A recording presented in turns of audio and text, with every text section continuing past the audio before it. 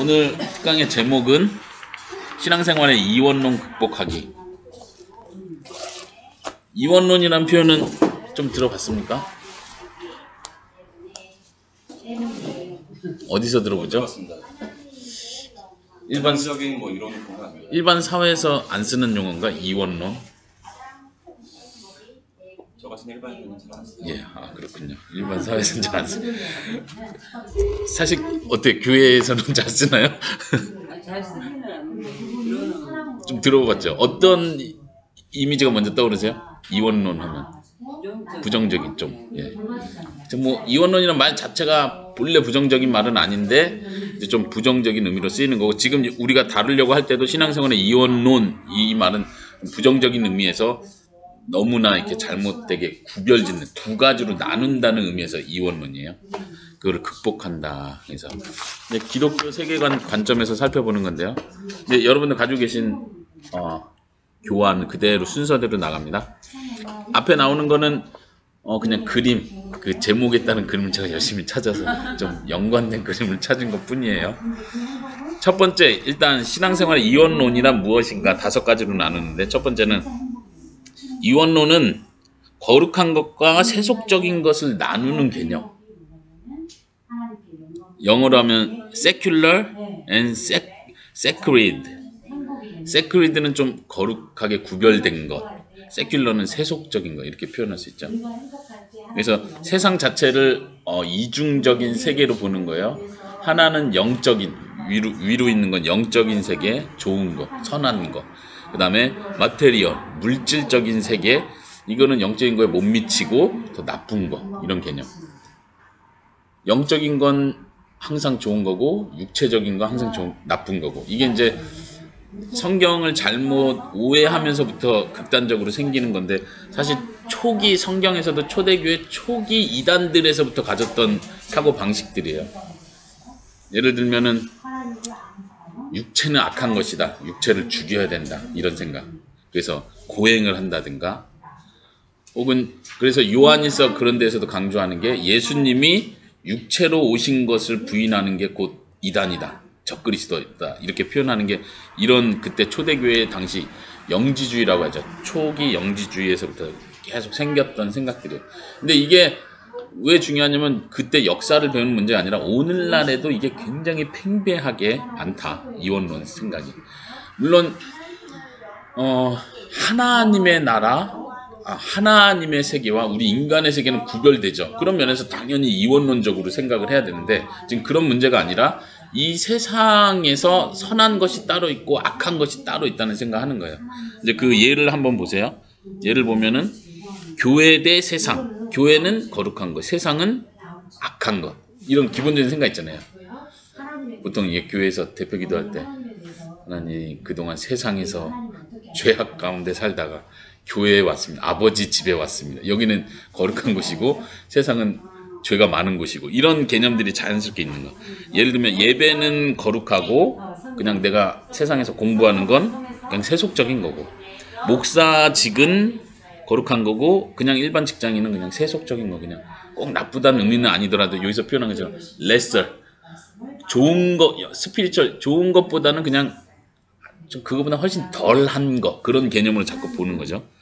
전도, 친교. 전도는 하나님의 일을 하는 거니까 좀 더 거룩한 일이고, 그냥 우리 교제 나누고 친교하는 건 우리 좋자고 하는 거니까 좀 세속적인 거. 근데 이게 완전히 이원론의 핵심이고 이게 완전 출발이에요. 근데 이거를 완전히 다 벗을 수는 없어요. 사실 우리의 삶 자체가 자꾸 뭔가를 구분해내려는 본성이 있기 때문에, 이따 뒤에 살펴보겠지만, 결국 우리가 결론적으로 노력할 건 이거를 깨려는 노력을 해야 된다는 게 오늘 강의의 목적이자 목표예요. 거룩한 것과 세속적인 것, 이걸 나누는 게 이원론적 잘못된, 여기서 말하는 이 신앙생활의 이원론적 태도, 이렇게 말할 땐 부정적인 의미에서 말하고 있다는 걸 기억하시고요. 두 번째, 현실과 일상을 경시하고 죄악시하는 태도. 이원론 사고 방식에서부터 나오는 아주 자연스러운 현상이거든요. 소위 말하는 이제 교회에 열정적이고, 소위 말하는 광신자소를 듣는 사람의 공통점은 일상을 무시하고 교회 생활에 집중하는 거. 거의 예를 그대로 보시면 일상생활은 소홀히 해도 기도원 가고 무슨 집회 가고 이런 거 막 열심히 해야 된다고 믿는 거. 그렇죠? 먹는 것과 금식 기도하는 것. 먹는 거는 굉장히 그냥 내 욕심을 채우는 거고, 금식하고 기도하는 거는 좀 더 거룩한 거고. 그러니까 먹는 건 할 수 있는 자제해야 되는 어떤 것, 나쁜 거, 이런 개념을 기본적으로 가지고 있는 거죠. 아마 자매님 어떠신 것 같으세요? 아주 이런 성향이 강하죠. 지금은 안 그러잖아요. 지금 많이. 그렇죠. 많이 잘못됐다는 걸 배웠고 들었기 때문에 고치려고 하는 건데, 근데 자세히 한 예들을 하나씩 보면서 의문 나는 것들을 한번 저한테 질문을 그때그때 해주세요. 왜냐면 하나하나씩 짚고 넘어가는 게 중요하기 때문에. 자, 세 번째, 높은 차원의 영적 세계로 들어가기를 원하는 태도. 이건 나쁘다고 할 수 없잖아요. 어떻게 생각하세요? 그죠? 이 표현 자체는 지금 이 문장 자체는 나쁘진 않아요. 근데 이제 그 예를 보면 직통계시 받으려는 그런 완전 성화를 추구하려는, 소위 말하는 성령에 사로잡힌 삶, 주님만으로 만족하는. 이게 지금 세 번째 문장은 이거 나쁜 거 아니잖아요. 다시 보세요. 성령에 사로잡힌 삶, 이거 좋은 거예요, 나쁜 거? 좋은 거다 나쁜 거다 말하기 힘들죠. 근데 이걸 나쁘다고 생각하진 않죠. 근데 지금 뭘 얘기하냐면 성령에 사로잡힘으로써 나의 생각이 없어진다고 생각하는 개념이에요. 그 두 번째도 마찬가지예요. 주님만으로 만족한다는 게 표현은 시적인 표현으로 우리가 추구해야 될 표현 맞는데, 여기서 뭘 말하냐면 다른 걸로는 만족하면 안 된다고 생각해요. 예를 들면 부부가 결혼해서 결혼 생활하는데 내가 남편한테 내 마음 뺏기면 안 되지, 주님만 내 신랑이다, 이렇게 가버리면 이건 이제 생활을 뛰어나 버리는 거예요. 주님을 생각하는 건 거룩한 거고, 남편을 생각하면서 행복한 거는 이거 하나님 앞에 괜히 미안한 거고, 이렇게 가버리면 안 된다. 이게 이원론적 사고가 되는 거죠. 그 전에는 약간 네. 그런 게 많고, 예. 갈라디아서 보면 막 그런 게 그쵸. 남편을 기쁘게 하라, 뭐 주님만을 기쁘게 그쵸. 하라. 그래서 그런 생각을 많이 했는데 지금은 결혼을 늦게 하다 보니까 작년부터 그 전에는 아마 제가 그 전에 만났으면 죄책감에 저는 정말 말씀하신 것처럼 기다렸을 것 같아요. 그러니까. 죄송해요 막 이랬을 것 같은데, 그때는 제가 선생님에게 하나님이 이걸 기뻐하시는 것 같다고. 그러니까 그게 지금 저 하나님 타이밍에 맞춰서 성숙시키시고 그 합당한 걸 주신 건데, 의외로 근데 많은 자매들이 예. 이런 성향이 있어요. 네네. 좀 신앙이 좋다 하는 사람들이 이런, 사실 그런 타겟으로 이 이야기를 꺼내는 거예요. 어쩌면 건우 형제는 좀 스스로 자유를 많이 누렸기 때문에 내가 굳이 뭐 교회 막 매이고 좀 스스로 자유를 누리기 때문에 이런 부분에서는 덜하지 않을까 싶은데 어때요? 이런 건 거의 없죠. 그러니까 거의 그냥 예. 제가 생각하고 있는 거의 그런 비슷한, 이미 극복을 한 상태네요. 거의 그런 상태인데 별 도움이 안 되겠네 오늘.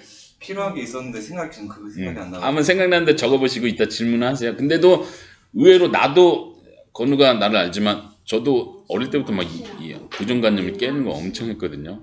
그리고 내가 교회에서 자랐기 때문에, 아버지가 목사님이기 때문에 이거 옳지 않아, 이런 비판되는 생각으로 계속 자랐기 때문에 이런 게 없을 거라 생각했어요, 솔직히 진짜로. 근데 제가 공부를 하면서 이게 진짜 어떻게 내 속에 이런 이원론적인 생각이 있지, 이거 내가 놀랄 정도로 있더라고요.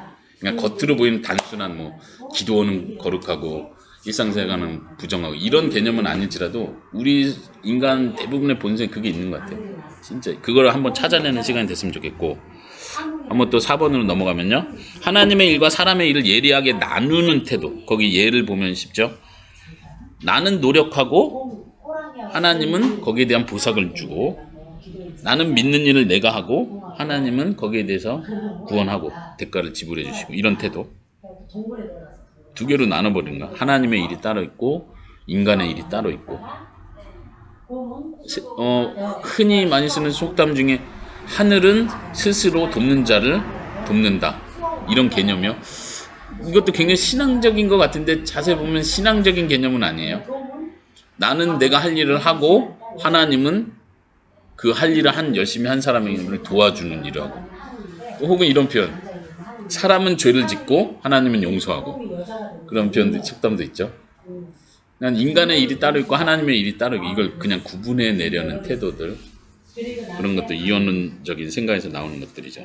마지막 5번째, 이게 좀 어려울 수 있는데 신앙 좋은 사람들에게서 나타나는 거예요. 신앙 좋은 게 나쁜 거 아니고 좋은 건데 이게 지나칠 때 문제가 될 수 있는 거예요. 극단으로 몰고 가는 태도인데, 신앙 좋은 사람은 신학교 가야 돼 이런 거, 그렇죠? 야, 너는 목사감인 것 같아 이런 거, 너는 사목감인 것 같아 이런 표현. 아니, 신앙 좋은 평신도가 필요한데 평신도 중에 신앙 좋은 사람 하나도 없고 다 목사가 됐어요. 그러고 보니까 안 좋은 목사들이 많이 생기더라고요. 그러니까 자기 부르심이 아닌데 그 자리에 와 있다 이거예요. 그거는 지금 엄청난 문제 같아요. 공감이 갑니까? 그러니까 그 다음에 예배에 성공하면 모든 것이 성공한다, 이런 것도 다 교회에서 많이 이렇게 긍정적으로 쓰는 표현인데, 생각해 봐야 돼요. 십자가면 충분하다, 이런 표현도 이제 어떤 선교단체에서 많이 얘기하는 편이고, 크리스천의 삶의 이유는 선교다, 이런 것도 이거를 거부한다고 생각하는 게 좀 충격일 수도 있는데, 크리스천의 삶의 이유는 선교가 아니라 하나님의 영광이죠. 그럼 어떻게 영광이 돼요? 선교해야 영광이. 이렇게 무조건 획일화 시켜버리면 안 된다는 거예요. 어떤 사람은 선교사로 헌신하지만 어떤 사람은 또 자기 있는 그 자리에서 하나님을 기쁘시게 하는 사람들이 있거든. 이제 이런 생각들이요. 예를 들면 인터넷은 이게 죄악의 덩어리야. 예를 들면 락 음악은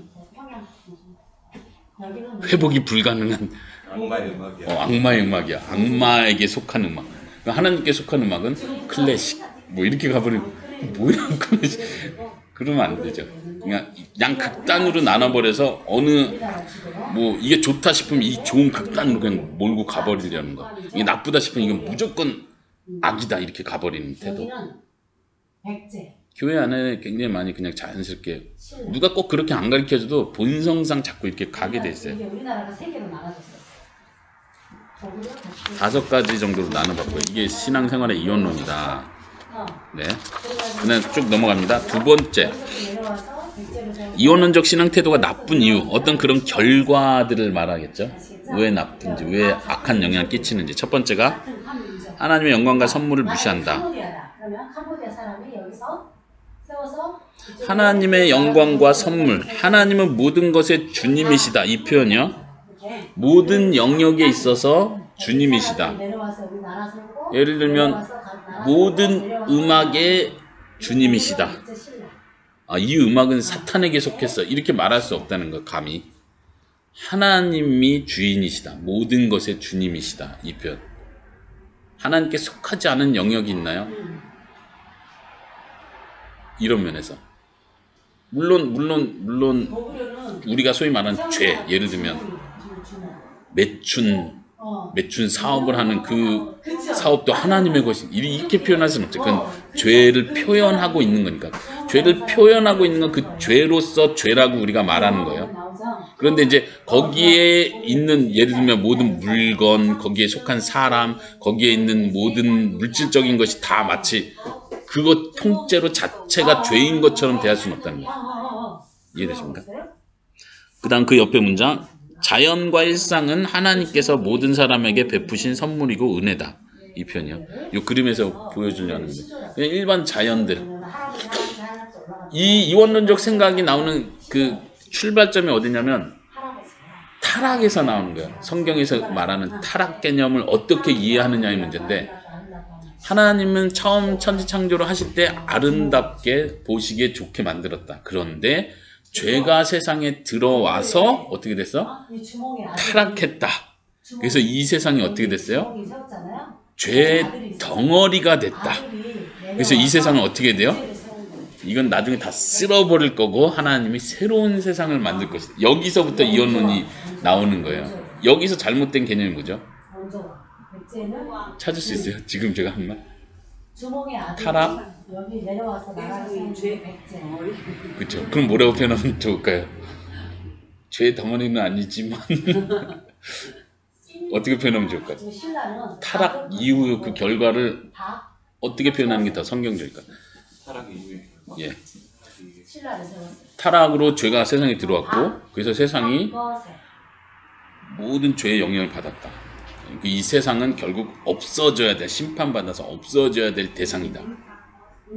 틀린 것 같진 않은데 여기서 뭐를 놓쳤냐면 여전히 그 속에도 하나님의 은혜가 있다는 걸 놓친 거예요. 인간 가야가 있었어요. 인간 가야. 이게 굉장히 중요한 태도인데 이걸 놓쳐. 그런 의미에서 이원론적 생각을 계속 가지고 있는 사람들 하나님의 영광, 하나님이 우리에게 일상에서 주신 선물, 은혜들을 자꾸 무시하게 되는 거예요.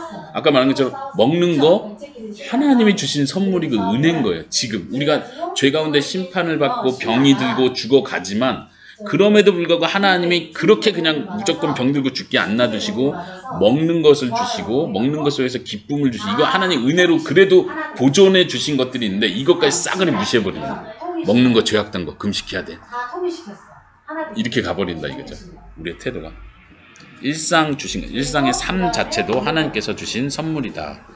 그리고 세 번째 문장, 여전히 드러나는 하나님의 영광과 형상을 멸시하는 태도다. 예를 들면 이제 존 칼빈이 이런 표현을 해요. 그다음에 인문학을 얘기하면서 신학생들이 인문학을 공부해야 되는 걸 되게 강조하거든요. 오늘날은 뭐 신학교에서 말 그대로 신학 관련 과목만 가르치니까. 근데 이제 그 종교개혁 전후 세대는 인문학을 되게 중시했는데 그 얘기를 하면서 인문학 속에서 인문학이라는 건 예를 들면 철학, 문학 작품을 연구하는 그런 문학 이런 것 속에서 하나님께서 뛰어난 지혜를 주셔서 이런 큰 업적들을 사람들이 믿지 않는 자들, 믿는 자들과 상관없이 큰 업적을 주셔서 하나님 지혜를 주셔서 이런 결과들을 만들었다. 이것이 어떻게 하나님께서 하신 역사가 아닐 수 있느냐. 하나님께서 역사하셨다. 이렇게 보는 거죠. 처음에 세운 사람들이 우리가 이원론적 생각을 가지면 저도 그런 생각이 많았던 것 중에 하나인데 세상은 악하다. 예를 들어서 자녀를 양육하는 법 어디서 배워야 되죠? 성경에서 배워야죠. 그러면 저기 자녀 양육 전문으로 가르치는 그 안 믿는 그 사람은 그 사람은 하나님도 모르는데 어떻게 성경이 모든 답을 가지고 있는데 성경도 모르고 하나님도 무시하는데 이 사람이 뭘 알겠어. 이렇게 무시하면 안 된다는 거예요. 왜냐하면 하나님이 일반 은총으로 주신 거예요. 그 사람 예수님을 안 믿고 하나님 안 믿어서 죄가 있는 사람이지만 여전히 하나님이 은혜로 하나님의 형상을 여전히 남겨두신 부분이 있다는 걸 믿는 거예요.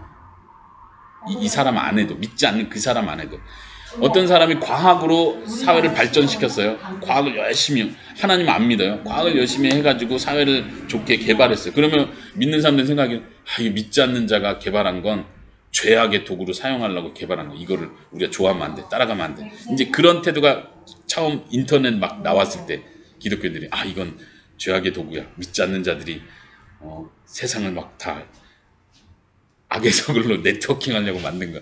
괜히 거부감부터 가져버리는 거죠. 이게 이제 이원론적인 생각에서 나오는 거예요.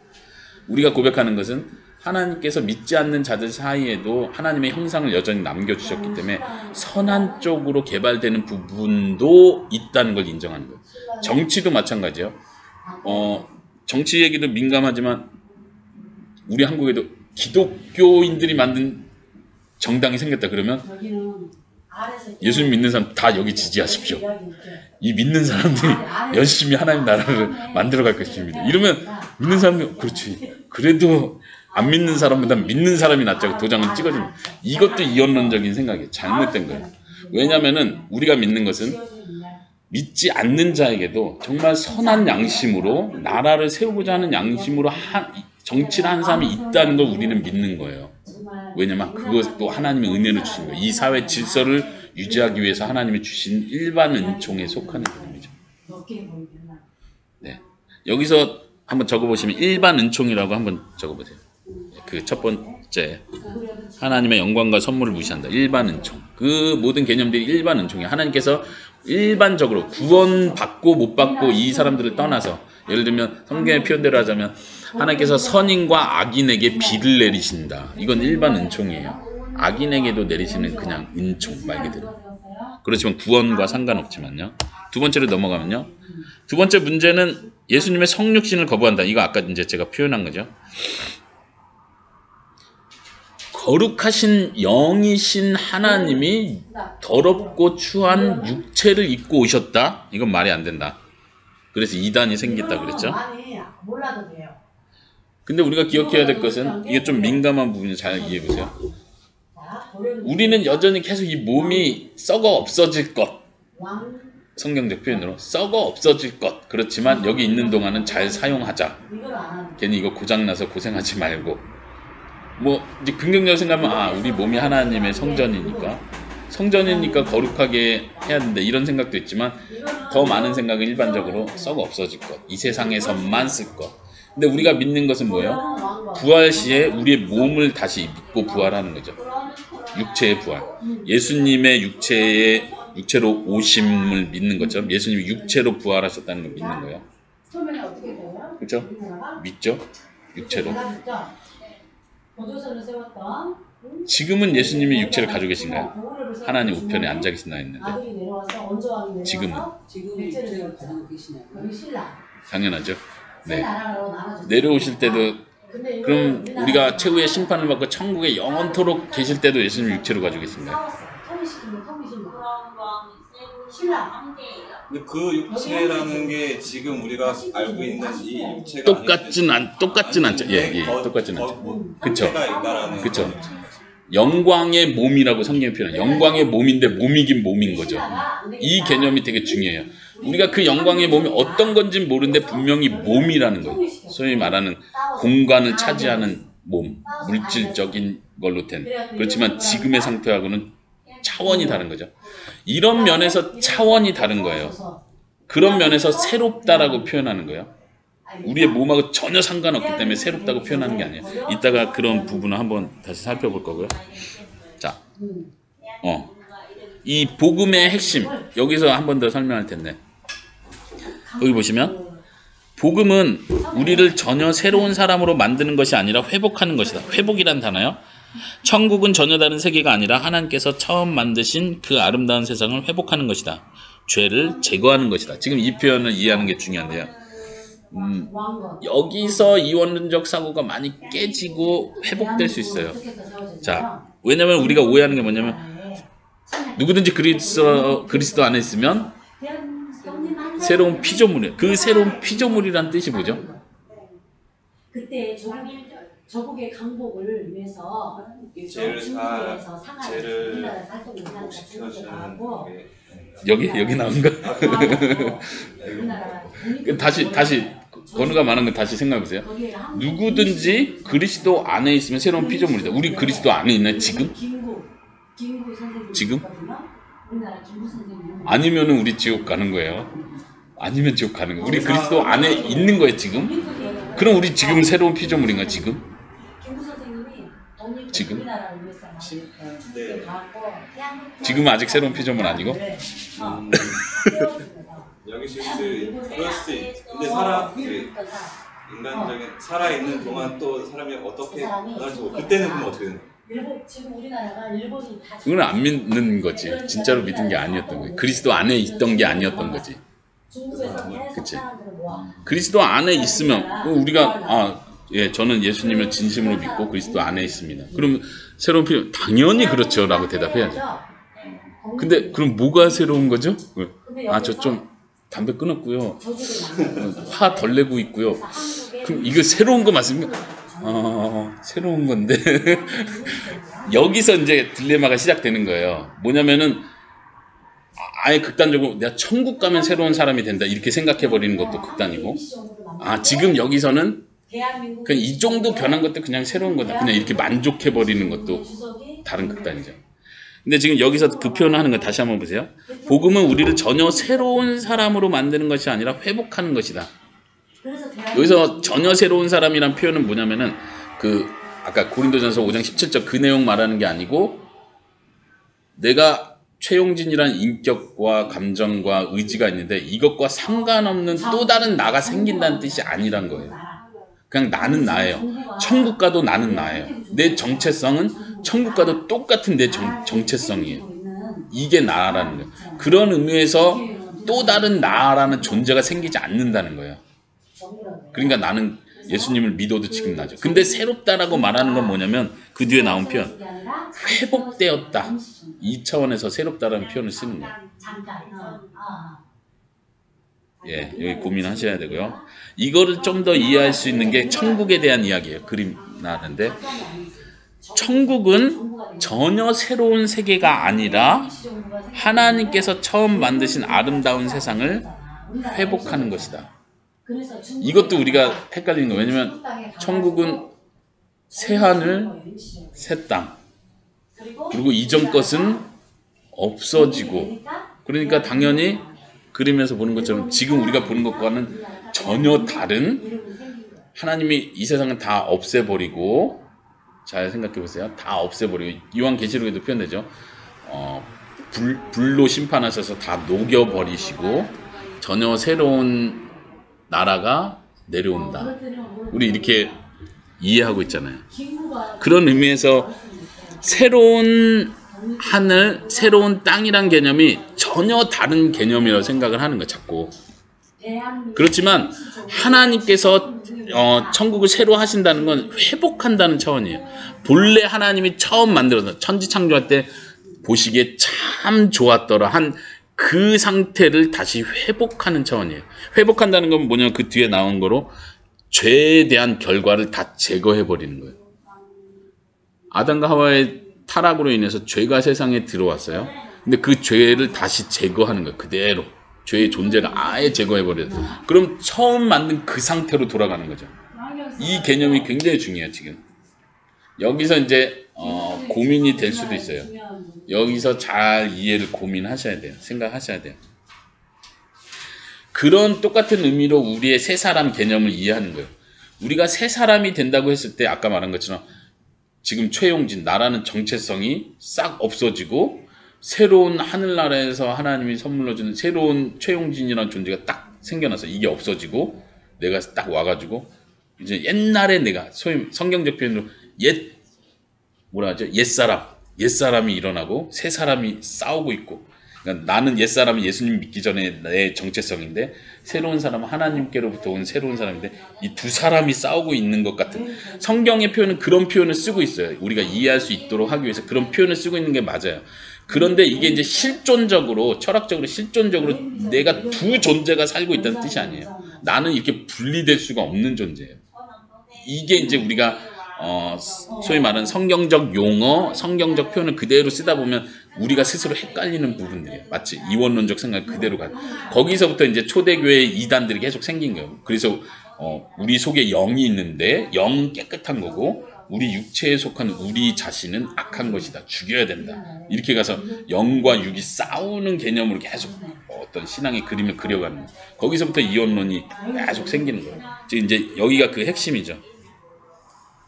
다시 이원론적 태도를 가지고 있으면 왜 나쁘냐면 복음의 핵심을 제대로 이해를 못해요. 뭐가 복음인지를 몰라요.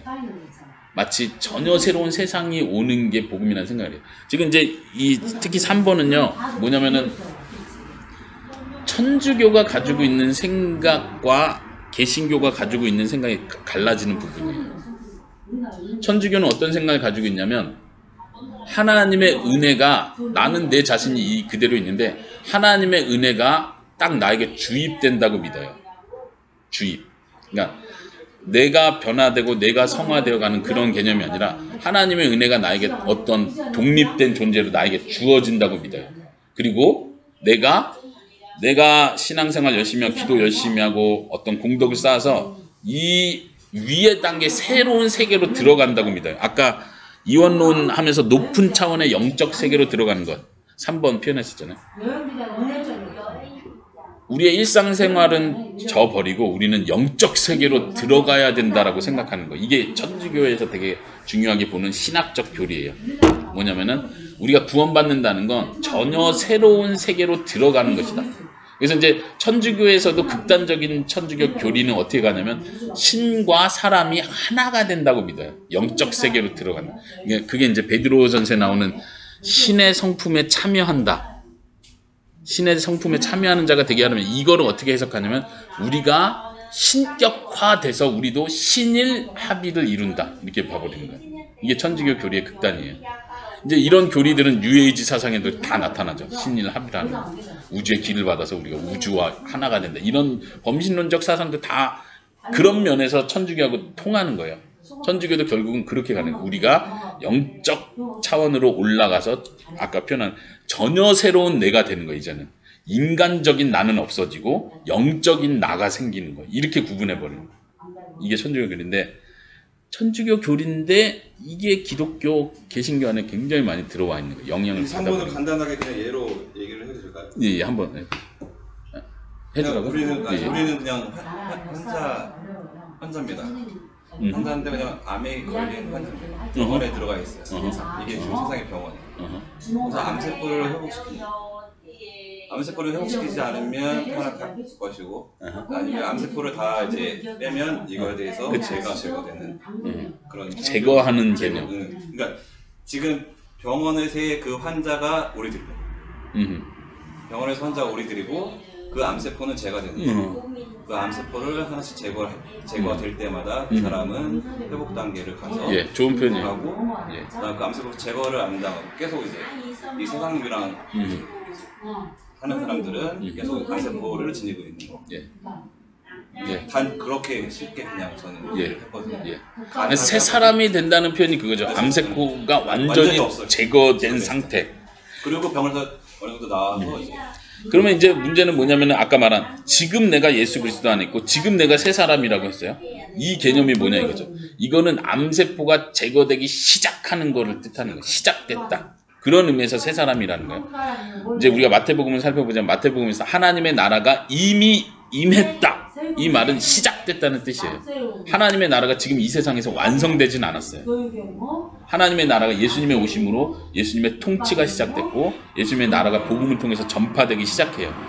마치 교회가 당하는 것 같기도 하고 핍박당하는 것 같지만 약속된 확신은 뭐냐면 이 하나님의 나라의 복음은 반드시 퍼져나간다. 그래서 이 완성의 때까지 간다 이거예요. 우리도 마찬가지예요. 진짜로 내가 예수를 믿는다면, 진짜로 하나님이 날 선택하고 하나님의 자녀를 부르셨다면 이미 그 변화가 시작된 거예요. 회복이 시작된 거예요. 근데 이 시작 단계에서는 내가 또 죄를 짓기도 하고 내가 또 나쁜 습관에 또 빠지기도 하고 계속 뒤치락 엎치락 이래. 믿음이 떨어진 것 같기도 하고. 그렇지만 이 시작된 생명이 진짜 생명이라면 이건 반드시 완성까지 간다. 근데 그 완성 단계가 뭐냐? 죄가 제거된 단계가 완성된 단계라는 거예요. 근데 천주교는 뭐라 생각하냐? 여기서 죄와 싸우고 천국에 가면 내가 영적 존재로 변화된다고 믿어버리는 거예요. 영적 존재. 그래서 신일 합일이 가능한, 신과 교통이 가능한 상태까지 가버린다. 이렇게 보는 거예요. 이게 이제 신비주의가 여기서 나오는 거예요. 계속. 모든 사람은 시작이 된 거예요. 모든 사람이 시작이 아니에요. 예수 그리스도 안에 있는 사람. 안에 있는. 네. 예수 그리스도 안에 있는 사람. 안에 있는. 믿는 사람을 가리키겠죠. 하나님의 입장에서 하나님이 선택한 사람을 가리키는 거고, 사람 입장에서 우리가 예수 그리스도를 믿겠다고 결심하고 주님으로 모시는 그 사람. 이제 저도 고민을 많이 한 부분이 여기에 복음의 핵심. 제가 이제 복음에 대해서 더 공부해 가면서 여기서 많이 깨우치게 됐었는데, 이 부분 혹시 자매님 질문 있으세요? 이 부분에서?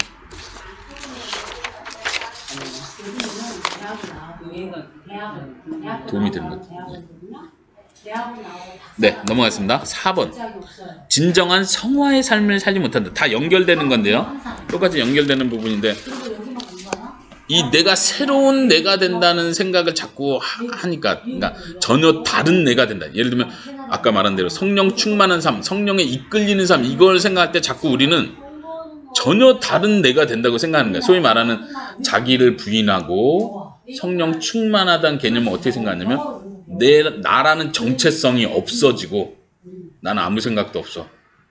나는 그냥 죽는 거야. 그리고 성령님이 날 채우는 거야. 이러면서 말 그대로 신비주의에 빨리 들어가. 성령이 말씀하시면 내가 그걸 말하고, 성령이 가라 하면 나도 그냥 가고. 그러니까 내 정체성이 없어지고 성령이 날 채우는 게, 이게 새 사람이라고 자꾸 생각하는 거예요. 이게 틀렸다는 얘기를 하는 거고, 4번에 진정한 성화의 삶을 살지 못하는 것도 바로 여기에 있어요. 뭐냐면은 우리가 하루하루 죄와 싸우고 또 이 현실에서 일상에서 내 습관 하나를 고쳐나가고 내 말투 하나를 이게 지금 성화의 과정인데, 이렇게 생각을 안 하는 거예요. 아, 이런 거 이렇게 해서 언제 새 사람 돼? 성령님 충만히 오시옵소서. 그래서 뭔가 뜨거운 확 경험은 내가 확 변한 거라고 자꾸 생각해. 지금 그림이 그런 걸 비슷하게 표현하는데 껍질을 벗는 옛 껍질을 벗고 새로운 껍질.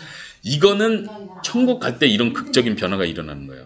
부활, 새로운 몸을 입을 때 이런 극적인 변화가 일어나는 거고, 이 세상에서 시작된 성화는 조금씩 단계를 밟아가는 거예요. 죄와 싸우고. 우리가 영어 공부 하나 하기도 힘들잖아요. 제가 영어 공부 한참 열심히 할 때 많이 기도했던 게 방언을 주십시오. 영어 방언을 주십시오. 제발 좀 내가 선교사가 되려 하는데 이렇게 영어를 못해서. 근데 안 주시더라고. 끝까지 그냥 한 10년 그냥 영어 하게 하시더라고. 성화가 꼭 그래요. 우리는 막 마음 같아서 주여 성령의 충만함을 주시고 내가 사랑의 마음이 막 솟아나게 해주세요. 이러면 좋은데 그렇게 안 하시고 내 마음을 깔짝깔짝 건드리는 사람 옆에 딱 붙여놓으셔. 그럼 막 화가 올라. 이걸 통해서 사랑의 마음을 키워가는 게 만드시는 거예요. 그냥 이게 하나님의 방법인데, 이 이원론적 개념이 있는 사람은 어쨌든 이거를 받아들이기가 너무 힘든 거야. 하루하루 사는 게 너무 힘들어. 내가 이렇게 살라 기도원에 올라가 버린다 하고 기도원 올라가는 거예요. 자꾸 현실을 도피하려는 태도로 자꾸 가는 거예요. 이해되십니까? 그러니까 신비주의에 자꾸 빠지게 되고. 예. 거기 한번 읽어볼까요? 높은 차원으로 들어가는 것이 성화, 성숙이 아니다. 또 다른 차원. 이게 이제 순복음 신학에서 많이 강조하는 건데, 세컨 블레싱이라고 해가지고 제2의 축복, 이런 표현을 써요. 순복음 신학에서. 박영주 목사님이 순복음 신학 쪽에 있었기 때문에 많이 이런 공감을 많이 하셨었는데, 이런 걸 막 장르에 성령 충만 받고 전혀 다른 세계에 들어가고, 그래서 완전 성화의 단계에 들어간다 스스로 말하는 것처럼, 성화는 우리가 전혀 다른 사람이 되는 것이 아니라 하나님께서 만드신 본래의 우리의 모습으로 돌아가는 과정이다. 여기서 똑같이 죄를 제거하는 과정이다. 죄와 싸우는 과정이지 내가 갑자기 또 다른 내가 돼버리는 과정이 아니다. 이걸 구분하는 거예요. 넘어가겠습니다. 5번, 자기와 같은 형제를 멸시한다. 전도하지 않는 사람은 그리스도인이 아니다. 이건 제가 생각했던, 한창 열정이 많을 때 제가 생각했던 개념이에요. 선교의 꿈을 갖지 않는 건 크리스찬이 아니야. 어떻게 우리가 이 큰 은혜를 받았는데 선교의 꿈을 갖지 않아? 막 내가 선교사 된다고. 이런 거는 어르신들도 엄청 많죠. 신앙 좋다고, 소위 신앙 좋다고 하는 거지. 그게 문제야. 이혼론을 가지고 있으면 일단 자기가 좋은 건 좋은데 이 기준을 똑같이 다른 사람에게 적용하는 게 문제예요.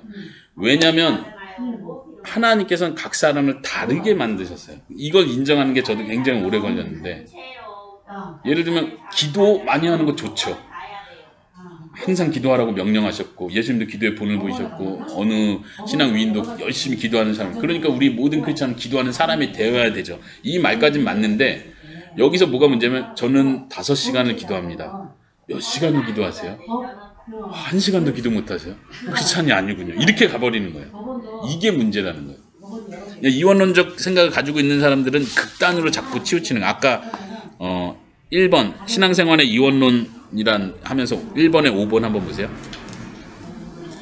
모든 것을 극단으로 몰고 간다. 이게 이원론의 특징인데, 십자가 하나면 충분하다. 우리의 삶의 목표는 선교다. 그냥 이 뭐 하나에 이제 몰빵해 버리는 거. 그냥 이게 전부다.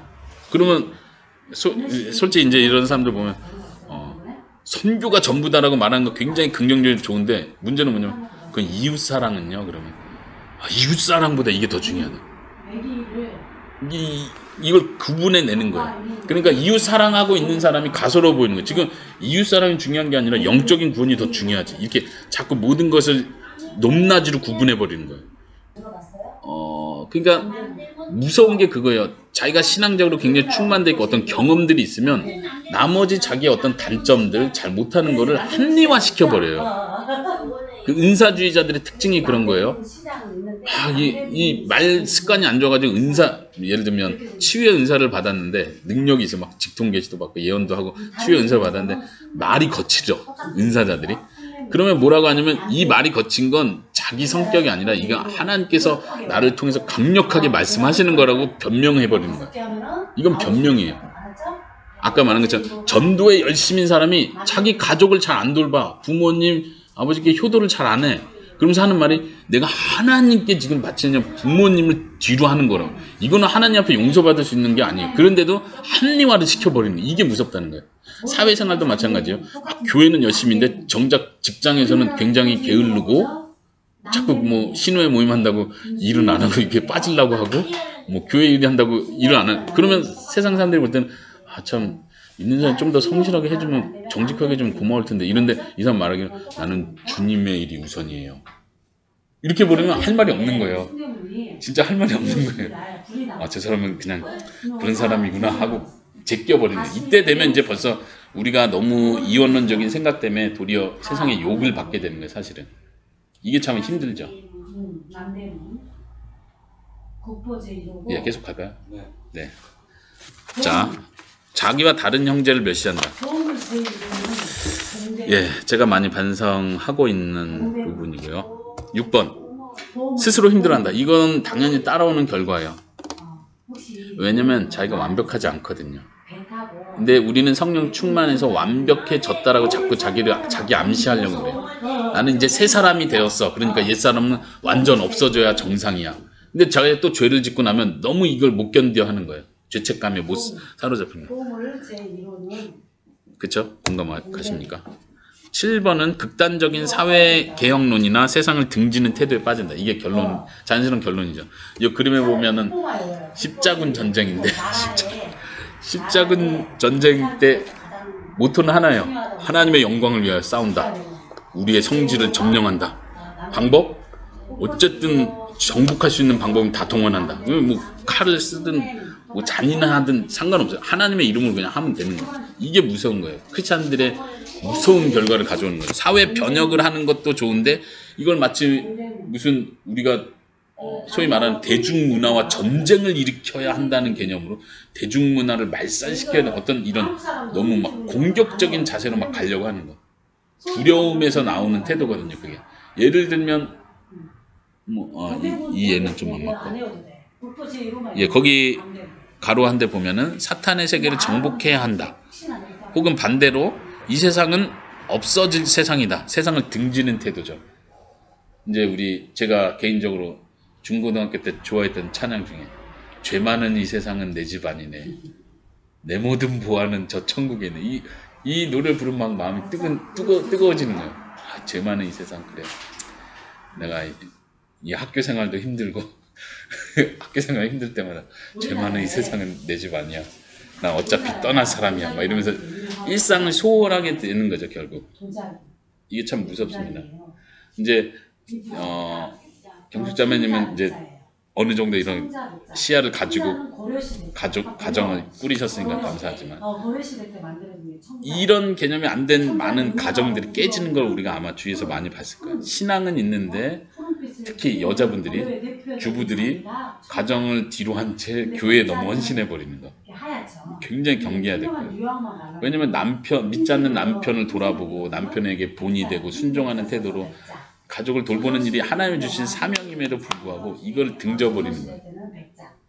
이 세상은 내 집이 아니야. 이렇게 교회가 아버지 집이 내 집이야. 이렇게 생각해보는 태도. 이걸 꺾어야 돼요. 공감하십니까? 네. 이제 극복하는 방법으로 가는 거예요. 지금 어떻게 극복할지를 가는 건데 그 전 단계로 왜 우리가 자꾸 이런 이원론적인 생각에 빠지는지를 생각해 볼 필요가 있어요. 첫 번째는 균형 잡는 걸 힘들어한다. 이 자전거 그림을 제가 좋아하는데 계속 발을 굴리지 않으면 반드시 넘어지게 돼 있죠. 우리의 인생이 신앙생활이 저는 그렇다고 생각해요. 아, 이 정도면 내가 균형 잡힌 삶인 것 같아 하고 멈추는 순간 반드시 넘어져요. 우린 계속 생각하고 고민하고 씨름하고 내가 올바른가? 내가 치우치지 않았나? 이걸 계속 고민하면서 이 자전거 바퀴를 굴리지 않으면 반드시 쓰러진다. 그래서 거기 이제 예를 몇 가지 했는데 순결한 것과 뱀처럼 지혜로운 것 이게 모순되는 것 같은 거예요. 균형을 못 잡아요. 우리가 순결해. 크리스찬이 순진해야지 순수해야지 그러면서 지혜롭지 못한 행동들 많이 해요. 이해되시죠? 더 신앙이 좋고 더 순수하다는 사람들이 실제 사회생활하면서 지혜롭지 못하게 그냥 소위 말하는 네, 하여튼 그런 균형. 두 번째도 비판하지 말라는 명령과 분별하라는 명령이 성경에 같이 나오는데 보통 제가 어릴 때 자라오면서 들었던 많은 말들은 교회 안에서 비판하지 마십시오. 누가 잘못해도 함부로 떠들고 다니지 마십시오. 심지어 목사님이 잘못해도 교회를 무너뜨리는 일이니까 그럼 조용히 하십시오. 이런 얘기까지 들었어요. 이거는 굉장히 잘못된 편협한 한쪽으로 치우친 거예요. 왜냐하면 성경은 분별하라는 걸 굉장히 하나님의 뜻을 분별하는 것부터 시작해서 너희 교회에게 명령하게 교회 안에 너희에게 있는 죄를 너희가 분별하지 않냐 판단하지 않냐 이런 명령까지도 하죠. 이런 균형. 전도하는 삶, 선한 삶. 선한 삶이라는 건 이제 전도에 열심히 있는 사람들 중에 단점으로 보이는 게 뭐냐면은 전도는 열심히 하는데 대인 관계는 잘 못해요. 무슨 말인지 알죠? 한 번 만났을 때 안녕하세요. 저는 예수 믿는 사람. 혹시 예수 믿으세요? 교회 다니세요? 예수님 우리 죄를 위해 죽으셨나요? 예수 믿으셔야 천국 갑니다. 이거는 잘하는데 평소 자기 주위에 있는 사람과의 대인 관계는 잘 못해요. 그 사람들에게 선을 베풀고 크리스찬으로서의 어떤 모범된 삶을 살고 이런 일상적인 삶은 잘 못 사는 거. 선한 삶. 선한 삶과 전도의 삶이 같이 가는 거. 원수를 사랑하라 이거죠. 사랑하기 이거하고 악을 미워하기 이것도 모순되는 것 같은 개념인데 원수를 사랑하니까 죄까지도 그냥 같이 덮어주는 경우. 고린도전서 13장에 보면 사랑은 불의와 함께 기뻐하지 않는다. 불의를 기뻐하지 않는 게 사랑인데 우리는 원수 사랑하라고 했으니까 그냥 그들의 불의까지도 그냥 덮어주면서 가버리는 불의를 인정해버리는 아첨이죠. 다 고민해야 될 주제들이에요. 하나님의 주권과 인간의 책임 이런 것도 굉장히 큰 이슈죠. 마지막에 겸손히 기도하는 것과 믿음으로 기도하는 것. 하나님의 주권을 인정합니다. 그러면서 하나님의 뜻대로 되길 원합니다. 되게 겸손한 것 같은데 속에 믿음은 없어. 아유, 내가 기도한다고 되겠어. 이런 태도 반대 극단이에요. 어떤 사람은 반대로 그래 믿으면 돼. 이건 반드시 들어주셔. 근데 이게 하나님의 뜻인지 하나님의 그런 거 생각 안 해. 그냥 내가 믿으면 무조건 돼. 이쪽으로 치우치든가. 우리 신앙생활 자체가 다 균형을 잡는 과정이다. 우리가 이원론에 빠지는 이유는 이 균형 잡는 것을 노력을 안 하기 때문에 그래. 겸손하게 기도하기와 믿음으로 기도하기는 너무 구분 짓기가 너무 애매한. 실제로. 다른 것도 되게 애매할걸요. 다른 것도 되게 기도할 때는 너무 많은. 그러니까 어떤 사람은 아이처럼 그냥 막 징징대는 기도하는 사람이 있고 어떤 사람은 겸손하게 하나님 뜻대로 해주십시오 그렇게 기도하는 사람이 있고 어떤 사람은 자신감 있게 이렇게 해주실 것으로 믿습니다라고 기도하는 사람이 있고 근데 사람마다 그 스타일이 다르겠죠. 그런데 중요한 건 각 사람마다 그 균형을 노력해야 돼요.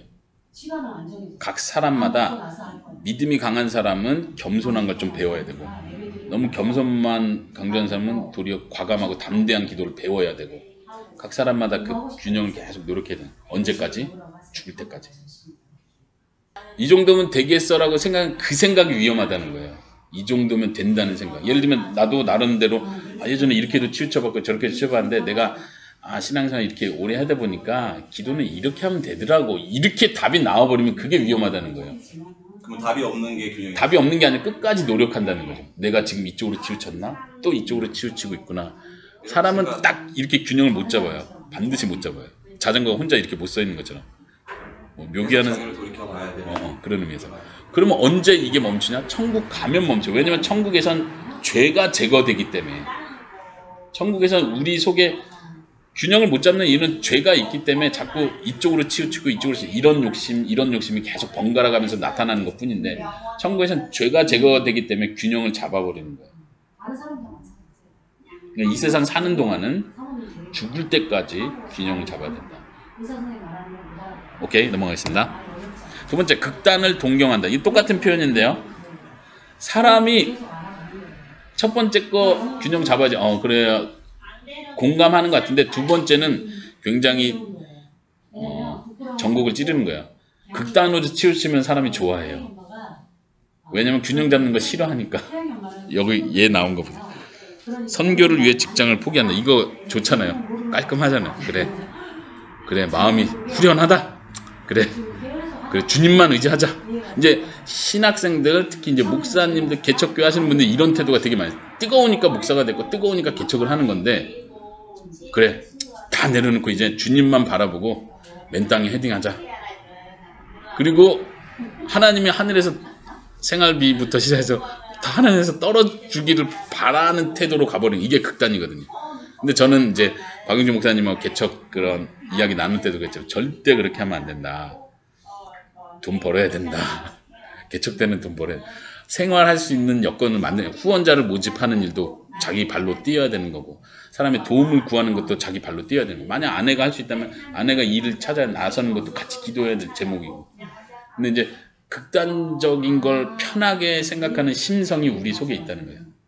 그러면 나한테 말하면 내가 같이 가줄 수 있는 예, 세상 친구 끊기 이런 거.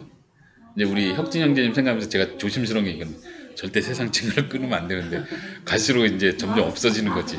나하고 세상 친구가 너무 이제 달라지기 시작하는 거죠, 그렇죠? 이게 참 힘들어요, 참 힘들어요. 저도 직장 생활을 계속 하고 있지 않기 때문에 거기서 있는 어려움들을 제가 잘 모르니까 실질적인 도움을 많이 못 주는데 이제 건우 같은 경우는 그런 고민들을 많이 해봤을 거 아니에요. 내가 크리스찬이면서 이 세상에서 어떻게 이들 가운데 세상 가운데 내가 올바른 관계 그러면서도 영향받지 않고 세상을 본받지 않고 도리어 선한 영향을 끼치는 위치로서 계속 그 관계를 해갈 수 있는. 근데 사람들은 이게 너무 힘드니까 에이 세상 친구 끝나. 크리스찬 교회에서 사람 만나는 게 제일 편해. 세상 친구 이제 술자리 가지 말고 교회에서 부역 모임해 이렇게 가고 저는 그게 옳지 않다고 생각하는 거예요. 옳지 않아요. 이제 사실 한국 교회 선교 역사를 볼 때 이제 100년 남짓 됐는데 이 100년의 역사가 한 사람의 인생으로 볼 때는 이제 젊은 사춘기 시절을 지난 나이예요. 한국의 100년 역사가. 그러니까 한국이 그렇게 겪은 거예요. 처음에는 처음 예수님을 믿고 막 열정이 있을 때예요. 우리 한국 교회가. 그래서 이제 막 정말 선교고 막 극단적으로 세상을 등 뒤로 하고 막 그렇지만 이제는 그 사춘기를 지나서 성숙해야 될 때가 왔어요. 한국 교회가. 그 성숙이라는 건 뭐냐? 이제는 이 세상과 어떻게 관계를 맺고 크리스찬으로서 합당하게 살아갈 거냐를 고민하는 세대예요. 이제 그런 깨우침들이 깨달음들이 계속 일어나야 돼요. 한국 교회가. 그렇지 않으면 이제 극단으로 가는 거죠. 아, 세상을 아예 등지는 편으로 가버리든가 아니면 세속화가 되어버리든가 교회가 세속화가 되어버리는 거죠. 이 기로에 있다. 한국 교회가 그런 기로에 있다 생각합니다. 그런 면에서 저는 어린이들을 가르칠 때 앞으로 자녀를 가르칠 때도 마찬가지고 무조건 안 돼. 예를 들면 크리스찬 자녀니까 너는 드라마 보면 안 돼. 세상 영화 보면 안 돼. 이렇게 극단적으로 가르치는 것들이 있어요. 예를 들면 아예 텔레비를 없애버려야 돼. 이런 거. 그런 걸 잘 생각해 봐야 돼요. 사실 부모가 해줄 수 있는 건 컨트롤 할 수 있는 힘을 길러줘야 되는데 이걸 아예 못하게 한다고 컨트롤 할 수 있는 힘이 생기는 게 아니죠. 우리 부모도 여러 번 겪어봤죠. 예를 들면 과자 절대 안 돼. 그래서 몇 년 동안 과자 안 먹는데 친구 집에 가서 과자 먹거든. 얘가 돌았어. 맛이 가버렸어. 과자 너무 좋아. 절제가 안 돼. TV도 한때는 막 절대 안 돼 막 이랬더니 할머니 집에 한 번씩 가면 너무 신기한 거야. TV가 애들이. 근데 그거 보고 야. 근데 이제 그런 극단적인 태도가 아니라 자녀 양육할 때도 컨트롤할 수 있는 힘을 길러요. 적당하게 아이가 컨트롤할 수 있는 수준만큼 주고 너가 시간을 정해버렴. 너가 꺼라 이렇게 하는 거. 우리 진이 같은 경우는 진이도 어린이들한테 스마트폰을 주지 말라는데 얘가 처음에는 지금은 너가 볼 때 막 그렇게 스마트폰 안 빠져있잖아. 좋아하긴 해도. 근데 처음에는 굉장히 막 완전 빠져야지 얘가 못 태어나오더라고. 자야 된다 그래도 맞을 때까지 못 태어나더라고. 근데 지금은 이제 자야지 꺼 그러면 하면서 꺼. 봤지만 자기가 표현을 해요. 자기가 표현 그리고 끌 줄 알고. 저는 이게 더 중요하다고 생각해요. 스스로 끌 수 있는 힘이 있느냐. 예. 극복하는 방법 4가지 간단하게 살펴볼게요. 이제 사실 극복하는 방법 아까 물어봤는데 이거에 대해서 제가 자세히 다루진 않았어요. 그냥 한 문장씩 했는데 여러분들이 고민하고 실천해야 돼요. 제가 제일 중요하게 생각하는 건 그걸 인식하는 것부터 시작한다. 첫 번째는 이원론이 무엇인지 알고 자신의 삶 속에 이원론적인 태도를 분별해낸다. 분별한다. 이 표현을 제가 좋아하는데 이게 어떤 건지 자기가 생각을 해야 돼요. 자기가 해야 되고 평생 할 일이라 적었는데 나는 이제 이원론적인 생각이 없는 것 같아가 아니라 계속 지금도 내가 한쪽으로 치우치지 않았나 계속 살펴보는 거예요. 이 분별해내는 힘을 길러내는 게 곧 이원론적 생각을 극복하는 힘이다. 근데 어떻게 분별하냐? 기준이 있어야죠. 그 기준을 우리가 배워가는 거예요. 성경 속에서 배워가고 합당한 성경의 가르침을 우리가 찾아가는 거. 이걸 배워야 내가 분별할 힘이 생기는 거죠. 두 번째, 성경적 가치관으로 무장하라. 문화적, 시대적 가치관에서 자유하기. 이게 이제 문화적, 시대적 가치라는 말은 소위 말하는 고정관념이에요. 우리가 종교적 고정관념도 되게 많은데 교회는 이래야 돼, 뭐 기도는 이런 거야, 뭐 헌금은 이렇게 해야 돼, 뭐 이런 것들. 우리 종교 예수님께서 그 당시 바리새인 서기관들 계속 혼낸 게 너희가 사람의 가르침으로 가르친다. 하나님의 말씀은 멸시한다. 왜냐면 이들도 사람의 가르침 전통을 계속 구체적으로 만든 것도 하나님의 율법을 잘 지키기 위해서. 예를 들면 안식일을 거룩히 지켜라. 그러니까 안식일에 대한 계명을 수십 가지를 만들어낸 거거든요. 잘 지키려고. 근데 예수님은 봐라, 지금 너네가 사람의 가르침에 매여 있다. 이게 고정관념이라는 거예요. 고정관념. 우리가 고정관념을 깨는 연습을, 깨는 훈련을 계속 해야 된다. 다시 말하면 고정관념은 깨도 아프지 않다. 계속 깨야 돼. 스스로에게 질문하기, 생각하기 훈련. 제가 많이 강조하는 건데 지난번에 기도 특강 강조할 때도 강조했던 게 생각하는 훈련을 많이 해야 됩니다. 왜냐면 우리의 생각 자체를 계속 기도로 바꿔나가야 되는데 이 생각하는 훈련이 필요하다. 고정관념은 더더욱 마찬가지죠. 우리의 이원론적인 생각, 내 생각을 아까 지금 생각 안 해봤는데 하고 지금 한 가지 생각했잖아요. 그것처럼 생각을 해내야 되는 문제예요. 그 상황에 딱 부딪히기 전에 가능하면. 그리고 상황에 딱 부딪혔으면 그거를 그냥 뭐 하고 그냥 넘어가지 말고 그 고민을 하는 훈련을 해야 돼요. 그러니까 우리의 생각은 그런데 내가 생각을 해내지 않으면 그냥 생각이 들어요. 그러니까 쓸데없는 생각이 머릿속에 들어와 버려요. 그냥 염려하지 않아도 되는 거를 자꾸 생각이 들어서 걱정을 해요. 그냥 생각 드는 거를 생각하면 안 되고 그냥 생각이 들더라고 이렇게 살면 안 되고 내가 생각해야 될 걸 생각하면서 살아야 돼요. 그냥 적극적으로 살아야 된다는 얘기죠. 수동적으로 살면 안 돼. 생각은 내가 생각을 컨트롤해 나가야 돼요. 드는 생각만 생각하지 말고 생각해야 될 걸 생각하는 그런 태도 훈련, 이런 거. 세 번째요. 거기 교재 있어요. 세 번째, 일상을 소중히 여기고 시간 안에서 천천히 일하시는 하나님이 인정하는 태도를 갖기. 이것도 뭐 어려운 말은 아닌데 어떤 사람에겐 굉장히 어려운 말이에요. 일상을 소중히 여긴다. 그치, 소중하지. 근데 자꾸 아까 말한 것처럼 이원론적 생각이 강한 사람일수록 이제 제가 발견한 것도 그게 난 이원론적인 생각 없는 것 같은데 근데 내가 발견한 게 뭐냐면 내게 극단적인 게 되게 많아요. 예를 들면 선교에 헌신한다 이런 거, 주님 나라에 헌신한다, 이게 강하다 보니까 이게 이원론적인 생각이었던 거예요. 그러니까 다시 말하면 일상을 자꾸 소중히 생각 안 하게 되더라고요. 내가 습관적으로 그냥 빨리 없어져 가고 내 목표 누가 한 명 더 전도되고 누가 한 명 더 하나님 믿게 되고 이런 거가 더 가치 있다고 자꾸 생각하다 보니까 예를 들면 가족과 애들과 보내는 시간 이런 게 자꾸 막 나 이럴 시간이 아닌데 이렇게 마음이 조급해지거나 이런 것들. 그런데 아까 표현한 것처럼 하나님께서 주신 일상 작은 것 하나하나가 하나님의 선물이고 은혜다. 이 생각하는 거. 그리고 이제 거기 보면 시간 안에서 천천히 일하시는 하나님, 이 표현 아까 언급했던 것 중에 하나님 내게 사랑의 마음을 주세요. 성령을 부어주셔서 하나님 내가 오늘 밤 이 응답을 못 받으면 나 안 내려가겠습니다. 내게 원수 미워하는 마음 싹 제거해 주시고 싹 사랑의 마음. 이렇게 나는 기도해서 오늘 결판을 내고 싶은데 하나님은 10년, 20년 계속 이걸 갖고 가시는 거예요. 그렇죠? 우리 김선인 선교사 제가 사역을 하면서 3년 짧은 기간이지만 3년 동안 계속 제일 많이 강조받은 게 이거예요. 이게 하루아침에 되는 게 아니구나. 계속 인내하게 하시는구나. 기다려야 되는구나. 계속 이거 배우는 거죠. 우리가 이 하나님의 천천히 일하는 시간에 우리가 적응할 수 있다면 적응할 수 있다면. 그렇다고 해서 이것도 극단이에요.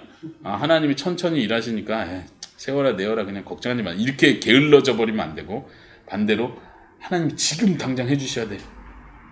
이것도 안 되고. 그럼 중앙은 뭐냐면 천천히 받아들이면서도 갈급한 마음을 갖는 것. 이해되죠? 천천히 하면서도 갈급한 마음을 갖는 것. 혁진 형제하고 공부할 때 제가 무슨 강조를 했냐면, 지금 혁진 형제님이 예수님을 믿는 그 결단을 달라고 갈급하게 매달려야 된다고. 근데 지금 당장 쇼부를 보려고 하면 안 된다고. 근데 이 말이 어려운 거야. 갈급한 마음을 갖다 지금 당장 쇼부를 보지는. 이게 가능한가요? 이게 균형이에요. 이 두 마음을 같이 갖는 거. 두 가지 상황. 이해돼요? 이제 저는 이 원리를 또 어디서 발견하냐면, 우리가 한번 얘기를 나눴던 교회 부흥, 영적 각성, 부흥운동. 부흥운동의 극단이 있는데, 하나는 부흥이 어딨어, 우리가 그냥 열심히 노력해서 교회 성장시키는 거지. 이쪽이 이쪽 극단이고, 부흥 반대쪽 극단은 당장 하나님의 역사가 일어나고 당장 막 뭔가 일어나야 되고 막 너무 조급해서 세상을 다, 교회의 모든 일상적인 일들 다 뒤로 제끼고 막 철야 기도만 하고 막 이런 쪽이에요. 그럼 중앙은 뭐냐? 우리가 노력해야 될 거 노력하면서 갈급한 하나님의 성령의 간섭하심 가지고 가는 거. 이게 부흥에 대한 올바른 태도, 균형 있는 태도. 우리 교회에서 강조하는 게 그런 거죠.